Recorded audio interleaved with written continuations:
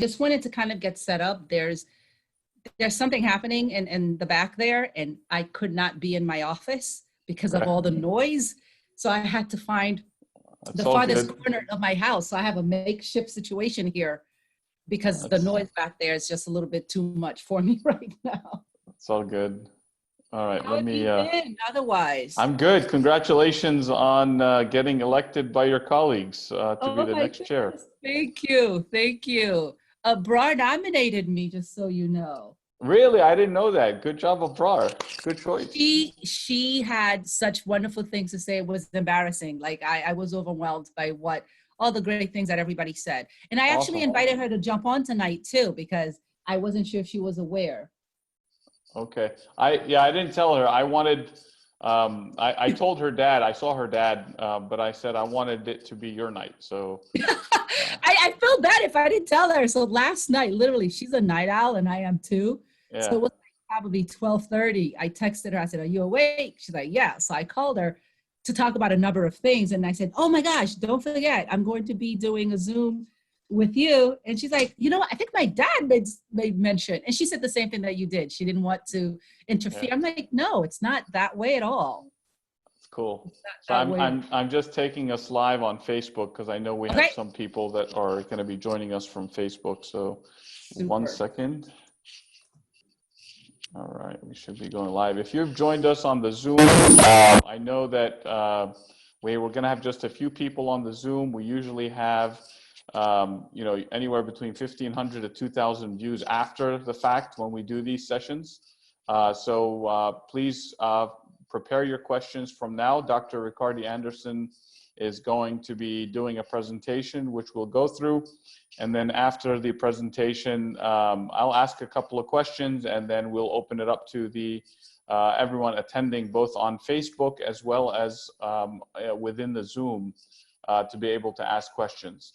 If you're joining us, we'll start in just a few minutes while we let people get on and while the Facebook page goes live. I believe we're now live on Facebook, but we'll give people just a few minutes because we're about a minute early in terms of starting. Mm-hmm. Absolutely. Okay, so if you're joining us on Facebook, we will be starting in just a minute. We already have Dr. Ricardy Anderson on with us. Dr. Ricardy Anderson is our Mason District representative on the school board of Fairfax County. And guess what? She was just elected as the next chair for the school board of Fairfax County by her colleagues on the school board. And something I didn't know, but our very own Abrar Umesh nominated Dr. Anderson to be the chair, and she got the vote of her colleagues to be on the to be the chair for the next year. Is it 1 year?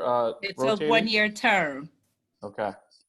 Please feel free to utilize either the chat or the question and answer boxes to ask a question during the session. We will start with Dr. Ricardy Anderson doing a presentation about the idea of reopening and what's going on. And what's interesting is that Fairfax County Public Schools has recently been in the newspapers and headlines because apparently the Secretary of Education of the Trump administration doesn't like what we're doing in Fairfax County. Right. So one of the school board members, Rachna Sizemore, has been kind of having a tweet back and forth with Secretary DeVos. So it was interesting to see our school board and our school system in the national headlines because of a disagreement about, whether it's safe to open or not safe to open. And it shows you that our school board and superintendent are thinking about this issue day and night. It's something that is very important for them. And the reason for this session, and I want to thank Dr. Ricardy for reaching out to me, is so that our community is aware as to what's going on and gets to ask the questions. So what we'll do is we'll start, and I want to start by doing an introduction, a very short introduction of our guest tonight. Dr. Ricardy Anderson She was elected back in 2019 to be the Mason District representative of the school board on the Fairfax County School Board. She is an educator, a parent of 2 elementary school students, a community volunteer, a veteran of the National Guard, Army Reserve, a first-generation American, and she will use her background and experiences to serve as a strong advocate for students. I can attest to the fact that Dr. Ricardy has been active in our community since she started her campaign and has stayed engaged with the Al-Hijrah community and the local Mason community, as well as Fairfax County, since she has been on the position. If I'm not mistaken, you were a principal at some point in Loudoun County, is that correct? And also in California, I was the principal of 3 different schools. Principal of 3 different schools, PhD in education. Yes. So definitely has all the criteria necessary to really work for our parents in our schools.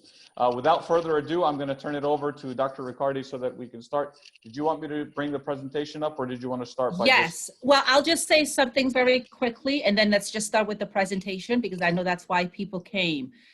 Thank you all who are joining us this evening. It's really important to me that we reach out to all areas of our community, because there are some folks that will participate in some of the school board meetings, but we also know it can be difficult for some other parts of our community to find the information that they need.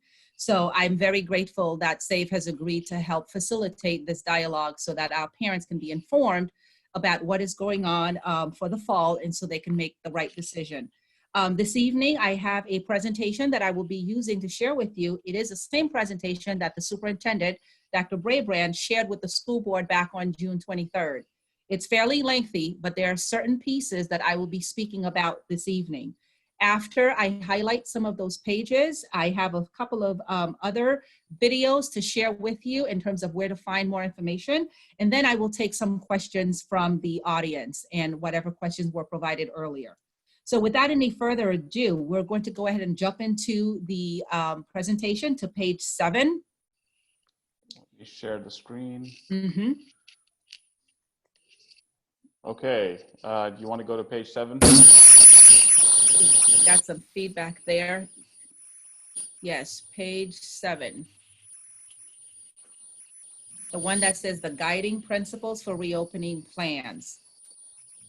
There you go. This one is important to share, and I am not going to read every single slide to you because you can definitely do that, but I want to highlight certain things. When it comes to reopening schools, the priority is always safety. The goal is to get everybody back in school as much as possible, but it has to be done in a safe manner. So all of the conversations that we have had as a school board, the FCPS leadership, has been how do we open schools back up safely? And also how do we provide our parents with the opportunity to have some choice in the decision making? So all of our content, all of the plans are around safe reopening and choice for parents. If we can go to slide 8. Okay. On slide 8, it's really important to share that not only are parents being provided with a choice for their students, whether they are going to come into the school building or whether they're going to have their education be provided virtually, that same choice is also provided to our staff, because we do know the same issues that are present for our parents are the same issues that are present for our teachers. So trying to really balance out the needs of both of these groups that we need so desperately has been quite a challenge. But it's rooted into this, it's safety and choice. If we could skip to page 20.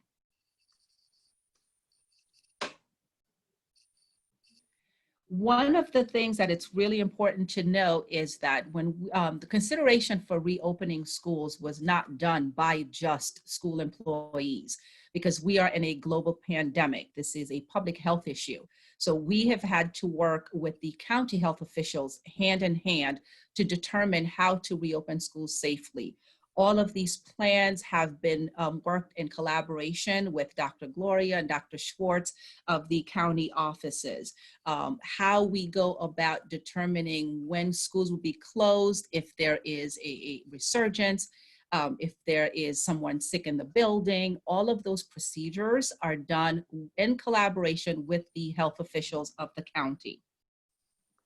And even the opening decisions is guided by our local county officials as well as the CDC guidelines. Please go to slide 21. One of the things that it's helpful to think about is in the in-school learning options. There will be daily health screenings. Yes, thank you, that's the slide. Students will be required to wear masks as will teachers.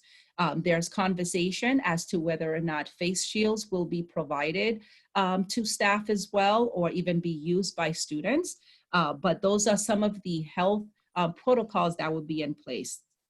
Masks are mandatory. Social distancing will be provided, and which is why the class sizes need to be reduced from their normal sizes of 25 to 35 to 25 to 50% of that capacity in order to provide that distancing in the classrooms. And of course, we are going to have much more intentional cleaning and much more frequent cleaning of those areas that are being utilized on a regular basis, such as doorknobs, handles, fixtures, and bathrooms. Okay, let's go ahead to page 22.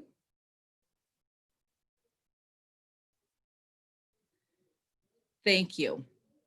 Page 22 speaks to some of the recommendations and actually things that are not negotiable to us from the CDC. The 6-foot distance in the classrooms, it's going to be key, but we continue to evolve some of the other health and safety protocols, such as screenings. A lot of recommendations have been provided, but those things will also be finalized by the end of this month, once we have a better idea and a better sense of how many of our students and how many of the staff will be returning to the school buildings. But 6 feet, health masks, separations on the school bus, limitations of volunteers in the buildings, designated entrances, all of those protocols are in place to ensure that we are minimizing the interactions between students, between adults, so that we don't have that cross-contamination. Please go ahead and go to slide 25. And these slides have been provided to Safe, so I am sure he will be able to share them with you so that you can review them in greater detail. I just didn't, there are 62 slides, and I really wanted to make sure that we had opportunity to answer some questions that you may have. We'll make them available on the website after we finish. Okay, perfect. What we have here are also some bus guidelines that are being discussed. All students will be allowed on the school bus. There will be a screening that happens at the school and not on the bus. And I think we're still in communication with the health department regarding where the screening will take place, whether it will be at the bus stop or at the school. But there will be a daily screening that takes place for students. Whether it's something that the parents are self-reporting or something additional that is being provided at the school. But we do want to have some measure of understanding that our students are coming to school healthy. Staff will also be required to participate in that daily screening as well. Very similar to what is happening right now when you go into a doctor's office. They ask those questions, or a lot of other businesses. They ask the screening questions to make sure that there are no symptoms. Let's go to page 20. What will that look like, Ricardy? The screening, thank you. The screening piece, that has not yet been finalized. The discussions that you'll see on the screen have been, is there a daily form that the parents will complete before the child comes home? Will that be a piece of paper that the parents have? Will that be an app that they complete, or a lanyard for our younger kids so that they're able to come into the building with those questions being answered? Or even conversation regarding taking temperatures at school. That part is still being worked out with the health department, but there will be a screening of sorts that does happen. Thank you. Page 27, this is one of the essential pieces that I want to be sure that our parents understand. What are the choices that are available to us? There were 3 scenarios that were provided to the school board back in in June, on June 23rd. The first scenario was all virtual for everyone. The second scenario is that there will be the choice, students or staff, there'll be the in-school instruction, which would be provided as frequently as possible, or scenario 3, which is online, which is at home. Initially, when scenario 3 was provided, it was that students needed to have a medical excuse in order to participate, but that has been expanded. It is no longer limited to a medical need. So at this point, parents are being asked to determine between 2 scenarios that they want for their children. Scenario 2, which is having their children at school with all of the social distancing, the health protocols in place to come into the school building 2 days out of the week, because the idea is that we want to reduce the number of students in the classroom and not everyone is able to return at the same time. So if at 50% capacity, we would be able to have 2 days of instruction with a live teacher and then 2 days of instruction at home with asynchronous. That means there will be work provided, but it won't be led by a teacher. The third scenario is the full-time online learning, which is where your child remains at home for all of their instruction, which will be 4 days a week provided by a classroom teacher. And on the 5th day, it will be asynchronous, which will be led by the student. So these are the 2 options that parents are being asked to make decisions around.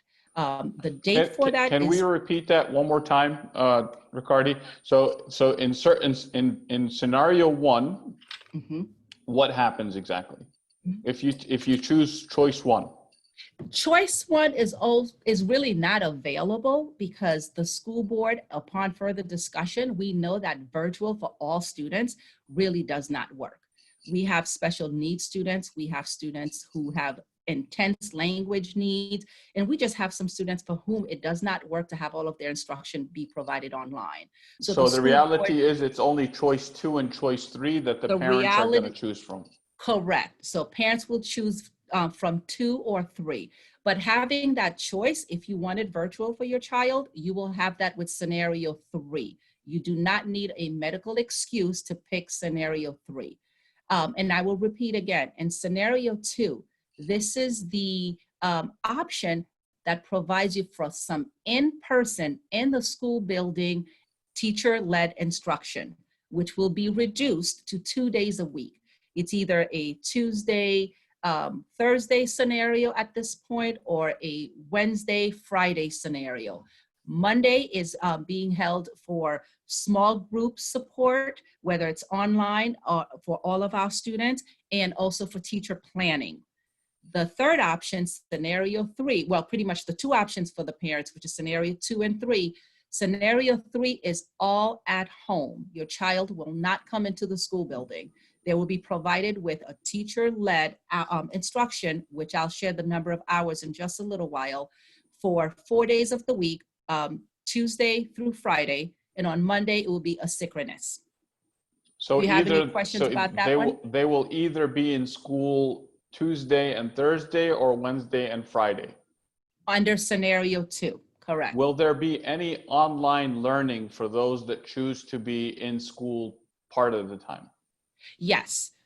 If you opt for your child to come into the schools under scenario 2, you will have teacher-led in the building instruction 2 days of the week. The other 2 days of the week will be student-led asynchronous, which means the teacher is not necessarily leading those that instruction, but that will be provided. So that work will be present on the 2 days where they are not physically in the school building. And so there will with the be full-time online learning part, is the teacher present for any instruction, or are they doing a kind of a homeschooling type thing where they're learning by themselves? Good question. Under scenario 3, where it's the full online learning option, the teacher is present with the child for 4 days at the elementary level. For high school and middle school, it'll be different teachers, but it will still be 4 days of instruction. Okay, so parents, I want you to understand that you have until July 15th to make this decision. And if you do not respond by July 15th, what happens? That's a very good question, Safe. If parents do not respond by July 15th, the default is scenario 2, which is the in-person instruction. So if you do not fill out this survey by July 15th, parents, if you're in Fairfax County, then by default, your sons and daughters will be assigned specific days of the week that they have to attend school. If you want to have your kids stay at home, you must submit your survey by July 15th and choose that you only wanted online learning if you don't want your kids to actually physically be in school next year.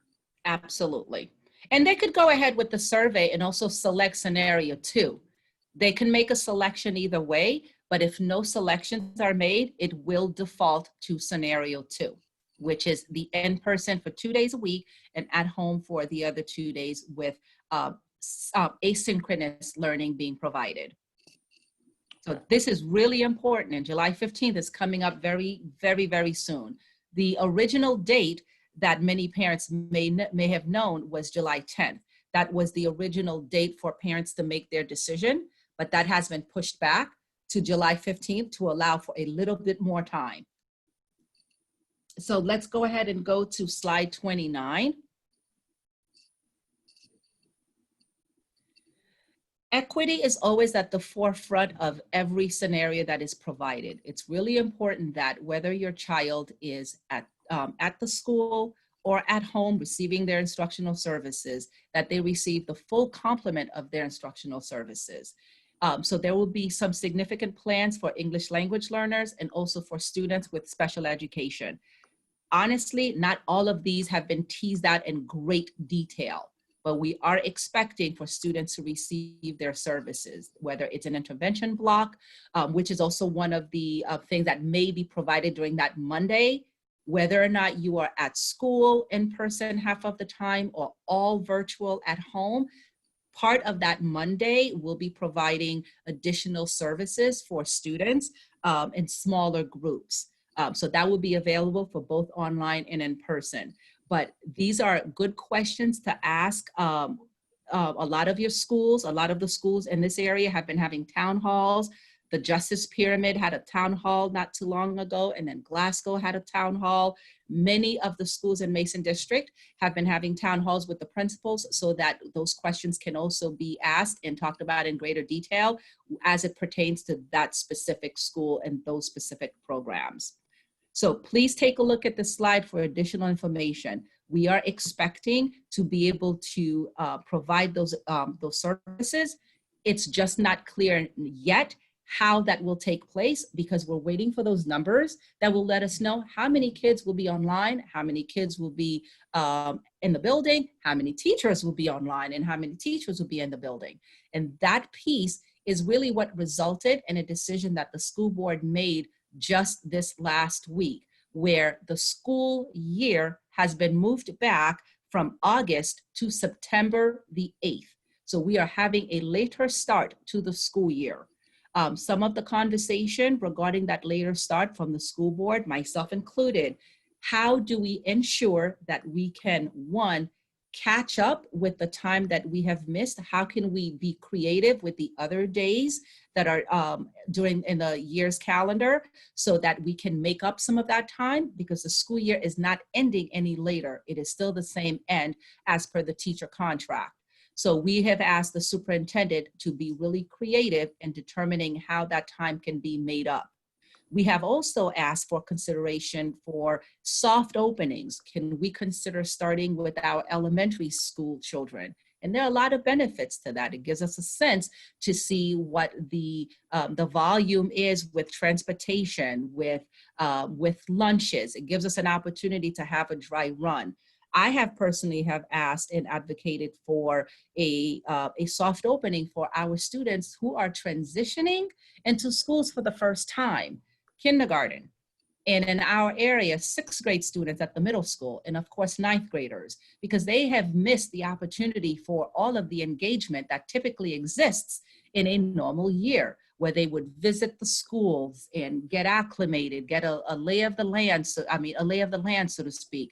They don't have that opportunity this year. So we're really hoping that this period where the teachers will be at work, but students will not have started yet, we will have the opportunity to recapture some of these things and give our kids a chance to reacclimate, because this is a huge change for everyone, for our students, for our families, for our teachers.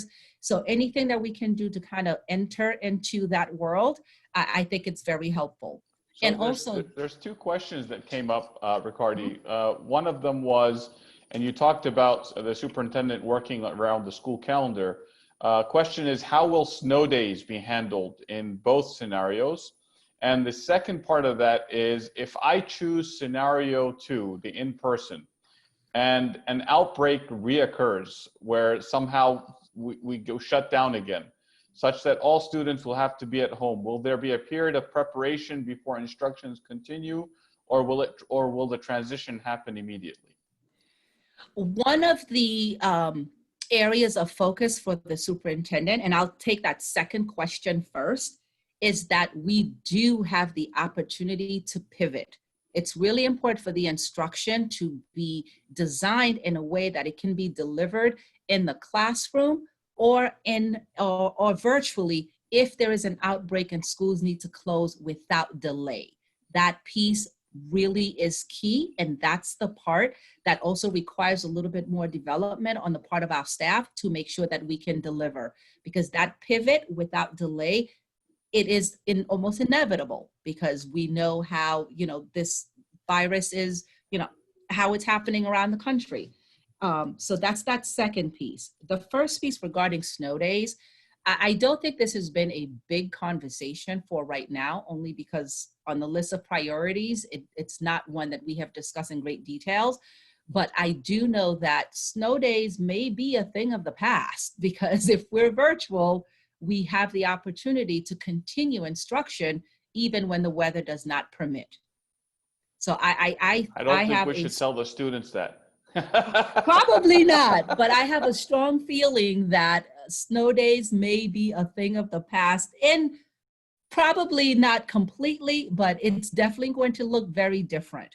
And maybe that's another opportunity to recapture some of those days that are being lost at the beginning of the school year. So all of those things are being reviewed by the superintendent to return back to the school board. Any other questions regarding this section? So another question had come up is, what if the amount of people that choose to have in-person instruction is so large that you're not able to accommodate based on the new COVID kind of requirements? What will happen? Well, as of this point, as of today, we have had 57,000 parents, and I'm approximating 57,000 plus parents have selected in-person instruction. We have 36,000 parents who have selected online instruction. Our staff, so far, 4,600 of them have selected to work in person, and 4,400 of them have selected to work online. So it's tracking fairly close, but I do know that the superintendent has a plan in terms of how to prioritize the staff's preferences so that we can meet the demand for students who will be in the building. So the onus will not be on the student to now go virtual, if that's what people are asking, if we don't have enough staff. But there will also be a lot of creative things that are done in order to be sure that the courses are provided in the way that they need to.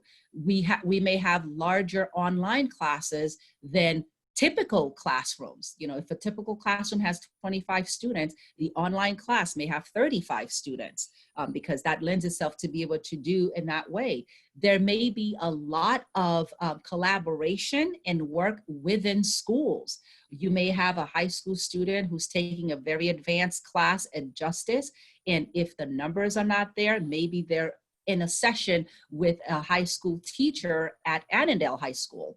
So we really have to be ready for reimagining what school would look like in order to make sure we are meeting the needs of our students. It may not be the staff at your particular child's school. It may be staff at another building within our region. Wow. So there are a lot of moving parts in terms of getting this together, which is also one of the reasons why Dr. Brabrand had requested for some additional time for all of that master scheduling to be conducted. Because we have students with very specific needs, very specific coursework that will have to be accommodated.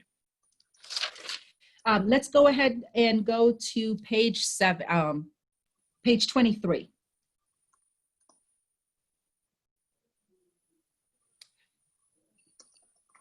No, I think I need to go forward. I may have the wrong date, the wrong number. It's the one that's after page 29.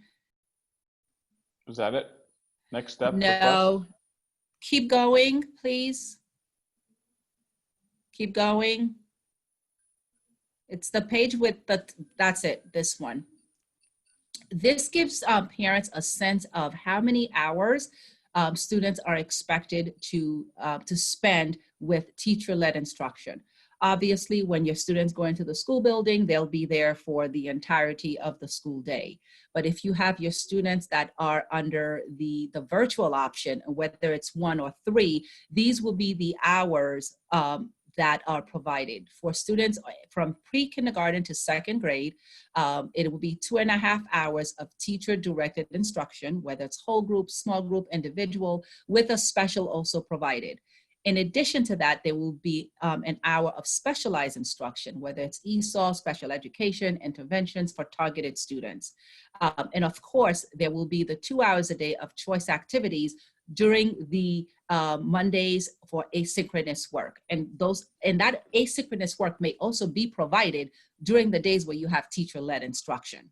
So a student may end up having a significant number of hours of work with the virtual option. For grades 3 to 6, you'll see the same thing on this chart where it's 3.5 hours of teacher-led, same opportunity for specialized instruction, choice activities, etc. For our students in middle school and high school, it's pretty much following their classes during the week. And there's a sample schedule that I will share with you in a little while that will give you some sense of that.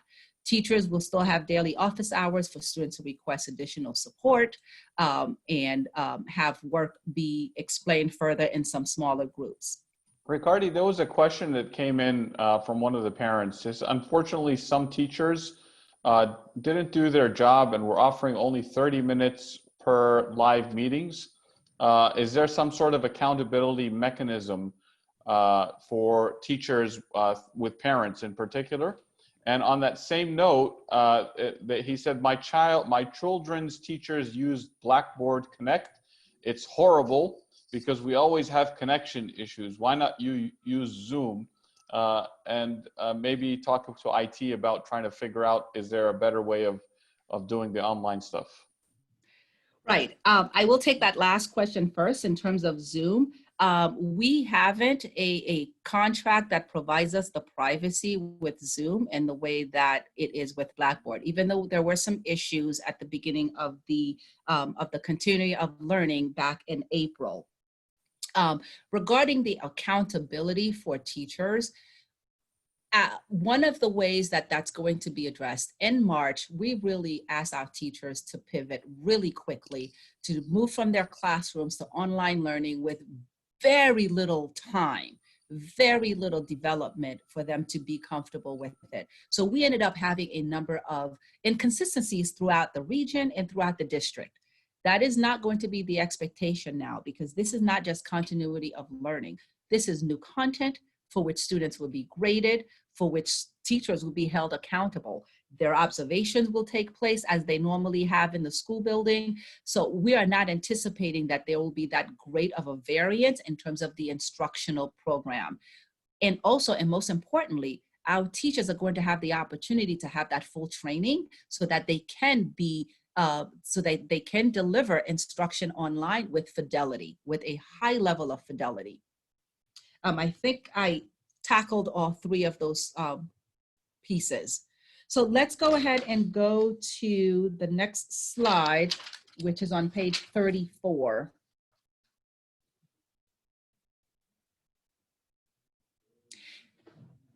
And this is the hours that I just shared are also provided under scenario 2, but scenario 2, because I'm sorry, those hours for scenario 1 are also the scenario 3 where you are at home.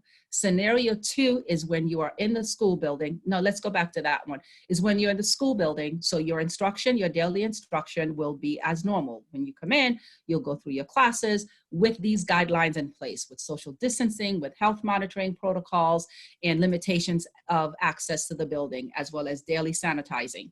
One of the questions we've been asked quite a bit is, will there be masks for students? Yes, the county is expected to purchase masks for teachers and for students who do not have them. They're expected to purchase hand sanitizer and cleaning products so that the high touch areas are cleaned much more frequently than typical during the regular year. So there were, I believe, and I don't have that right in front of me right now, and I should as the budget vice chair, but there were millions of dollars that have been put towards cleaning products and custodial support so that we have clean and sanitized buildings. Let's go ahead and go to page 36, slide 36. Thank you. This is the slide that gives parents a sense of what would it look like if my child was in school. This is again scenario 2, which is half-time at school, half-time at home. So if your child was on a Tuesday, Thursday schedule, you see that in blue, they would come to school to be group 1 for middle school and high school. They would have an 8-period day and also an 8-period day on Thursday. And you'll see group 2 will have their instruction on Wednesday and Friday. Ricardy, so very quickly, so if they're going to school on those 2 days, it's as if they're going to school on a regular day. The times are the same, bus schedules are the same, everything's the same. On the 2 days, the Tuesday, Thursdays, yes, those would be exactly the same. On the Wednesday, Friday, obviously things may be a little bit different because they're asynchronous. They're led by the student and their family, so they can determine when the work is completed. But on the in-school days, those two schedules will look the same. Thank you. And you'll see that on Monday, those are the intervention blocks for certain students in the morning, and then the planning period for the teachers in the afternoon. Any questions about this part? Okay, let's go to the next page, please, 37.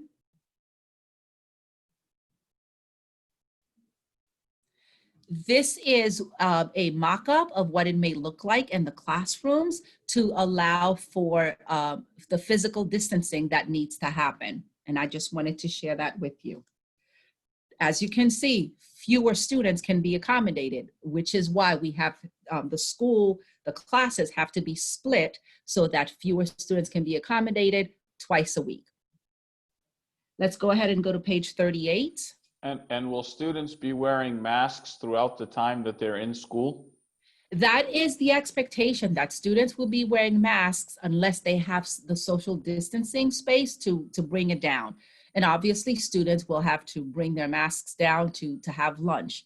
And lunch has also been another question. It is expected at this time that there might be, that students will be eating lunches in their classrooms in lieu of the cafeteria, which is a much larger space and will just be too much of, will be in jeopardy of the number of students that we want to have in one space.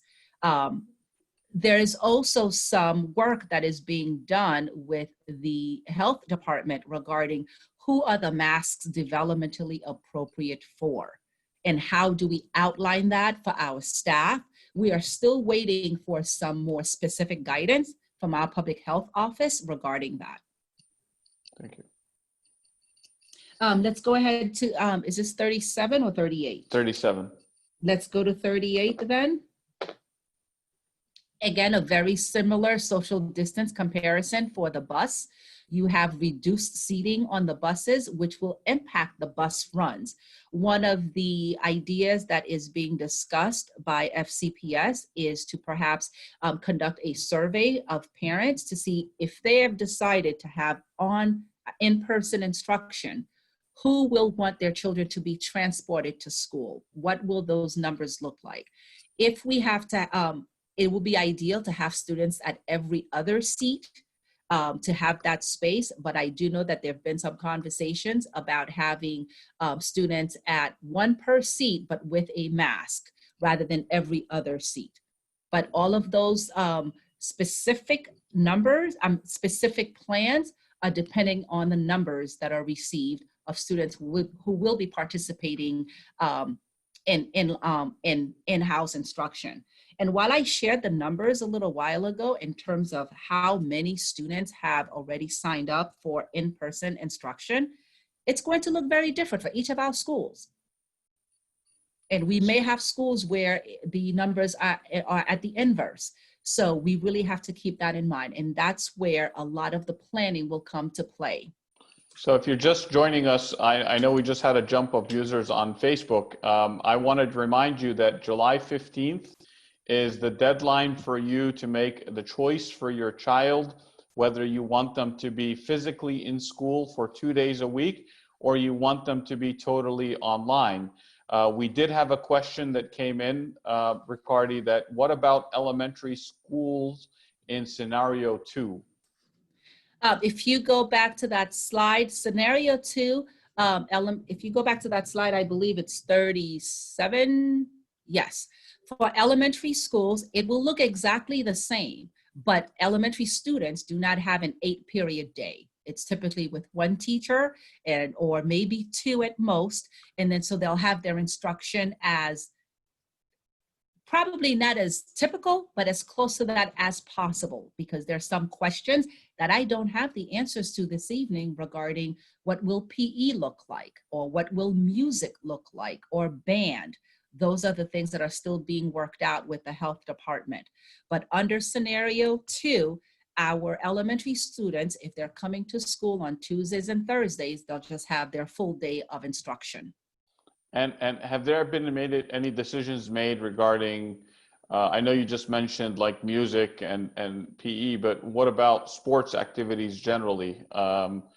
Any decisions made? No, none that I can share that are firm at this point. Okay. That is a good question. Let's go ahead and go to page 39. These are some proposed bell schedules. These may be tweaked slightly because in order to make sure that we have enough buses to transport all of our students, we will have to make some adjustments in order to pick them up. So you'll see that the current schedule for middle schools is from 7:30 to 2:15. The new proposed schedule is from 7:15 to 2 o'clock. Elementary, at the very bottom there, some of our elementary schools begin at 8:30. The now new proposed schedule would be 9:10. The schools that start at 9:20, which is my children's school, now would not begin until 10 and it will end fairly late. This is all based regarding the transportation needs of a very large county. But again, as the numbers come in, then this will be cemented and confirmed. What about parents who are going to have difficulty with childcare? You know, particularly now that elementary schools, for example, are opening much later, or not much later, but a little bit, 40 minutes later, for example. Is there anything that we've taken into account of this, or is this something still kind of up in the air? The childcare is going to be a challenge. I know that many schools have SAC, and my children participated in SAC and before and after. SAC is not a school district. It's not a Fairfax public school program. It's housed in the Fairfax Public Schools, but it is a county program. So we are working with the county, with the Board of Supervisors to determine how can SAC be expanded, what accommodations can be provided, because typically SAC staff will work from 6:30 until roughly 9 o'clock when school begins. That's what it was for my children. And then again after school. Clearly, with the schedules that are being proposed, we would need a change and some flexibility to the SAC schedule, but that is still being finalized with the county. Thank you. Let's go ahead and go to, I think I have run through all of the slides that I need to, and then I want to go to some of the links. What I definitely want to be sure that I share, I cannot stress this enough, and thank you, Safe, for mentioning this over and over again. The decision that is before parents at this time is whether or not they're going to have their children engage in a hybrid scenario 2 option, which is 2 days at school a week and 2 days at home with asynchronous learning, or a completely virtual instructional model, which is scenario 3. Parents have to make their selections by July 15th, which is coming up just this week. If parents do not make a selection regarding what they want for their children, the default is the in-person, which is the scenario 2 option. That's what students will be slotted for. Do you have a few questions before I go into the websites? So we still had a question that came up regarding the Blackboard. Oh, yeah, I'm so sorry. The Blackboard was a complete disaster when we did continuity of learning back in March and April. Let's just be clear. There were a lot of things that were not done in the manner that was going to be not only conductive to having consistency and connectivity, but also with security. Those things have been addressed. Again, as a parent myself, I watch my children engage in Blackboard Ultra, Collaborate, I hope I'm saying it right in the right order, through the end of April and May with very little issue. We did not have any connectivity issues with that or security issues. So we anticipate that going forward, but the beginning was definitely messy to say the least and disappointing for our district. But Zoom is not one of the vendors with whom FCPS has a contract. The contract for this kind of load is with Blackboard. And it will be expiring next year, and the district is expected to move to another platform, which is called Schoology. So just a reminder, parents, we're talking to Dr. Ricardy Anderson. Dr. Ricardy is our representative of Mason District on the school board and has just been elected by her colleagues to be the chair of the school board for the next year. She's talking about what's important for parents, particularly July 15th, that's coming up, that you have to make a decision regarding your sons and daughters attending, whether you want them to physically be in school 2 days a week or you want them to be totally online. If you do not respond to the poll, the default option will be that your kids will go physically to school twice a week. So I want you to be aware of that. We had a question come in saying, how flexible is it to switch the option later from online to in-person or the other way around if a parent changes their mind? One of the things that we are still working on with the superintendent is, at this point, when parents make a decision, it is a full year commitment. And I will tell you, as a former middle school principal and also a former elementary school principal, I have a good sense of what it would take to redo the entire master schedule if everybody decides to swap mid-year. So those are some of the concerns on the part of staff. Do they have the manpower in order to make wholesale adjustments? I do know that I've heard the superintendent share that there will be accommodations that are made. If there's an issue that needs to be discussed with the school staff, those conversations may be had. I am not saying I've heard that as a guarantee, but there will be some conversations, so accommodations may be made, because we all know emergencies happen. But it is not expected at this time that we will have a significant number of families moving from virtual to in-person or in the other direction at this time. We're hoping to be able to find some way to provide that flexibility. Personally, I have been advocating for a commitment for a semester in lieu of a year, because it's really hard to tell. And I'd like for our parents to be able to have that flexibility. But having said that, I also want to be clear that the entire system is going to be responsive to what's happened in our county when it comes to this health pandemic. As things get better, we are expecting to have that flexibility where more students come back into the school buildings. If things take a turn, we may be going back to more restrictions and to more virtual rather than less. So we are going to be responsive to what the governor's guidance is, what the CDC guidance is, and what our local and health situation becomes as we go into these next few months. Do you want me to put up the videos? Yes, let's start with the website that says for more information.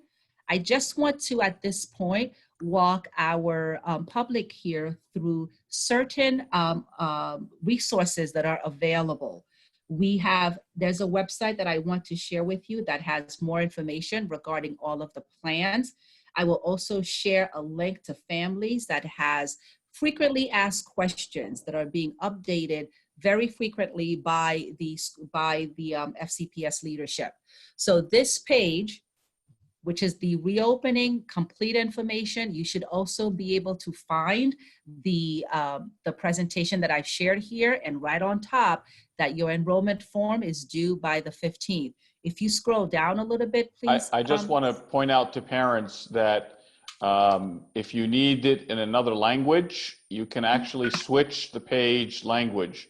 So إذا تحتاج اللغة العربية مثلا ممكن تضغط على الويب سايت وفي اللغة العربية والصفحة تتحول إلى اللغة العربية. If you need to switch to the Arabic language, for example, you can switch to the Arabic language or any other language that is available that the page translates to for parents.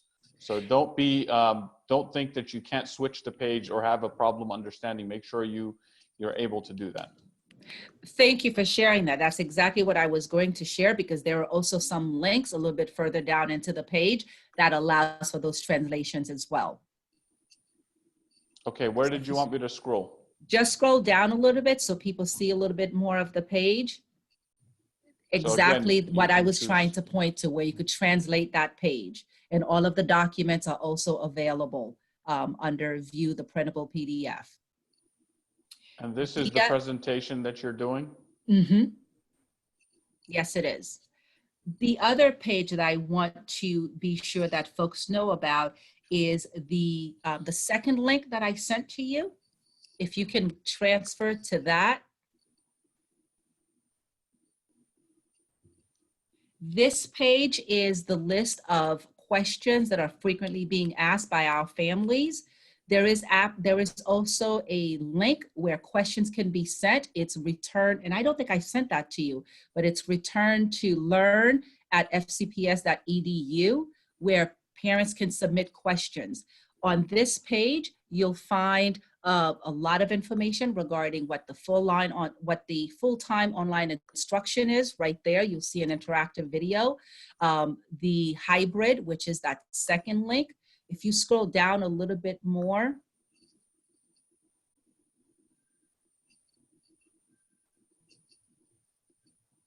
how far? You will see, there's, if you go up a little bit, I think sports, you'll see some of the questions that are typically asked, and this will be updated all throughout. I believe the superintendent shared that 100 new questions were being added have been added in the last couple of days. So there are a lot of questions there. So I want to just make sure to put the you said return to learn?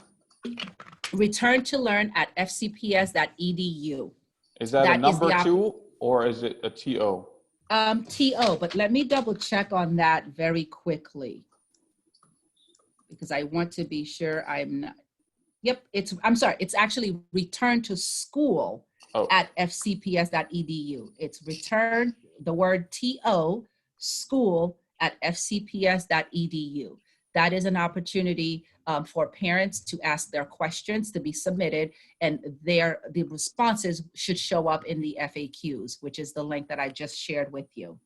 Okay, I will edit that and return to school. Return to school.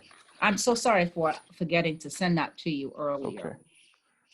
So parents can send questions to that email and they can get their answer. Correct. And we will share the other links also on the Facebook page. Right now, I'll be putting these links all up so that you can actually access them. The other 2 links that I'd like to take you through, they're actually videos that have some information regarding how to make your selection. So if we go to the 3rd one that says parent video link. Yes. It's a YouTube video, and I don't believe it's very long, so I'm not sure if we have time to watch it in its entirety. That's one. We have 2, and they're slightly different. But this one, you can see this one is 2 minutes and 51 seconds regarding student choice, how to enroll. And then the second video actually walks parents through how to complete the enrollment form. So both of these videos will be very helpful. Okay, so I will put these links up to make sure that parents have access to this as soon as we're done with our session, and make sure that parents can access that. So let's see, there's a question that came in. It says, thank you, my child's Title I elementary school hired an assistant principal without consulting parents, and despite this being a majority minority school, the person hired doesn't appear to reflect this demographic. It's upsetting to have leadership that doesn't reflect the student diversity in light of recent push for social justice and respect for diversity. This is quite insulting to the families in the school. I agree. This is an area that I've been sounding the bell on as well. This is an area that I had as a focus when I was a school principal, which is to have staff that is reflective of our students. And this is a very specific question. Safe, if you wouldn't mind collecting the email from this participant so that we can be in touch regarding this issue, because I think we need to have a little bit more discussion about this. We'll do that. So please email me at pga@hijrah.org and we will connect to Dr. Anderson and discuss this. Thank you. Now I have about 5 more minutes. I can take more questions. I know there's plenty, so let's go ahead and try to get those in. So I think we addressed a lot of the questions that had come in, Ricardy. I wanted to make sure that parents, realize that if they didn't make that choice, as we've been repeating, that the default is now that their kids go back to school. But right. I want you to also address something else.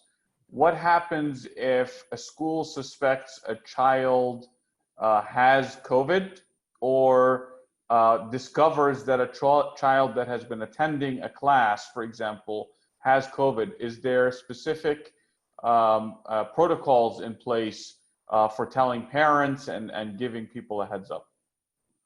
The protocol for that, thank you. That's a very good question. And it's one that obviously parents will have because it's likely to happen.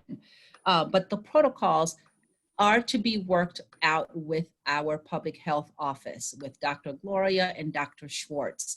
We are still in the process of determining what that decision tree will be. So I don't have that specific answer, but it's one that we're working with the county office in order to ascertain, because there will be needs for contact tracing, for communication and information to be provided to either the classroom, the school. Maybe it's a closure of the classroom, maybe it's a closure of the entire school for a period of time, but those specific criteria, the procedures, have not yet been outlined in great detail, but we are still working with the county office to get that information. If you look through the slide deck that I've provided, there's some generic information there, but none that speak to that, to the specificity of that question.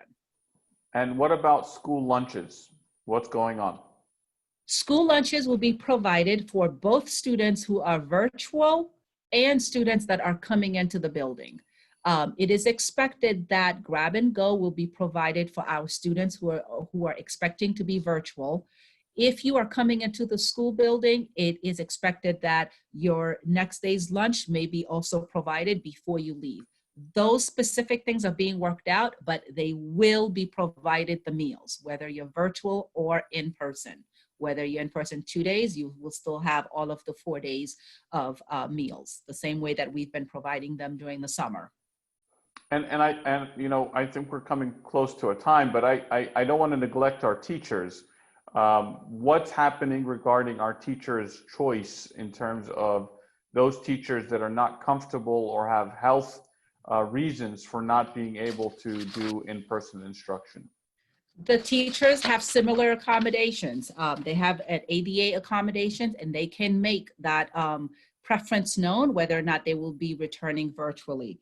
As of today, well, rather, as of last Friday, yesterday, 4,400 teachers elected to work virtually. So teachers have the same choice as our families. How many teachers do we have in Fairfax County?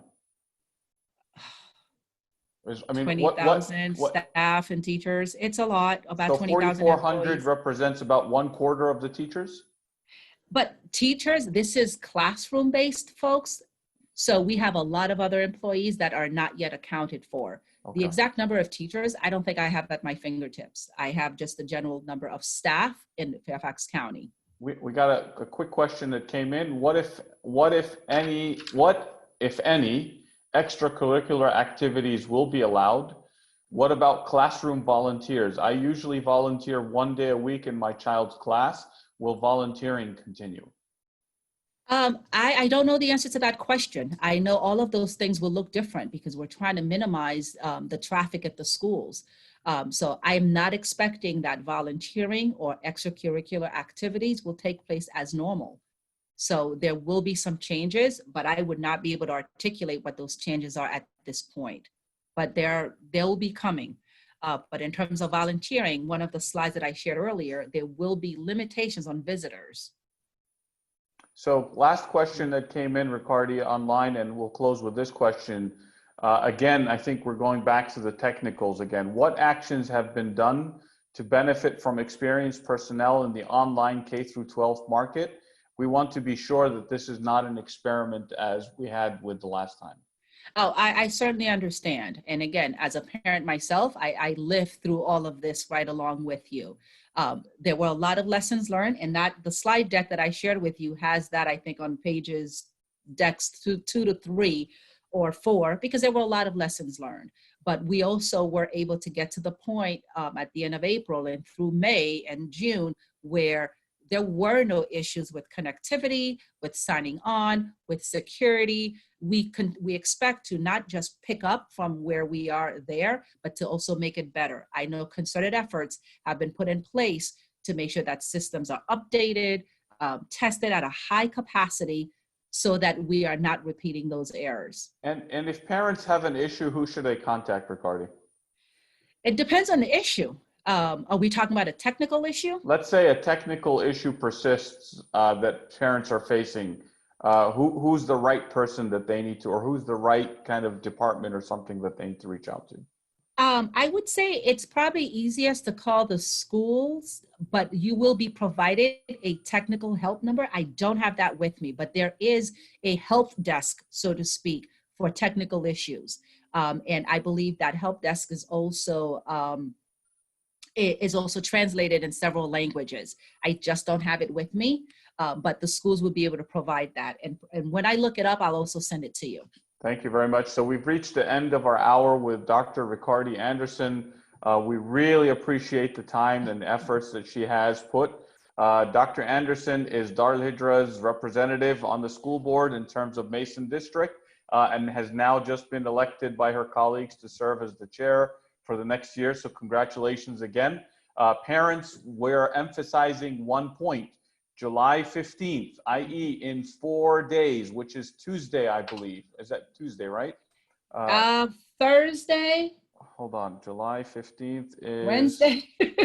Wednesday. Wednesday. So Wednesday of next week, you have to make a decision for your children, whether you want them virtual all the time, or you want them to spend 2 days physically in school next year and the rest of the time virtually. If you do not make the choice, the school system will default you to having your children attend 2 days a week physically. So please make a choice. If you have questions, email pga@hijrah.org. I'm happy to connect with Dr. Ricardy. She's been very helpful. She's working with us as well as other school officials. But thank you very much for your time and your patience and you're going through this with us. And we wish you all the best in your new role as the chair of the board.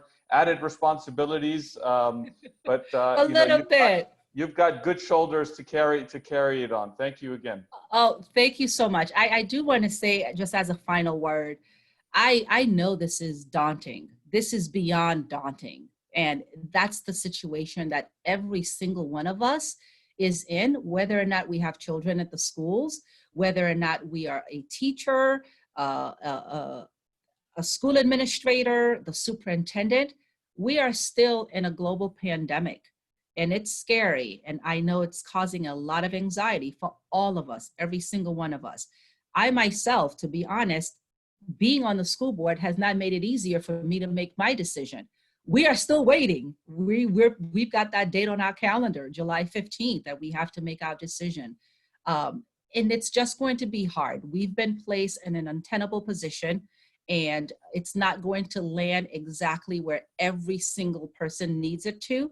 But this is the best effort in terms of providing choice, with keeping the safety protocols be our guiding light.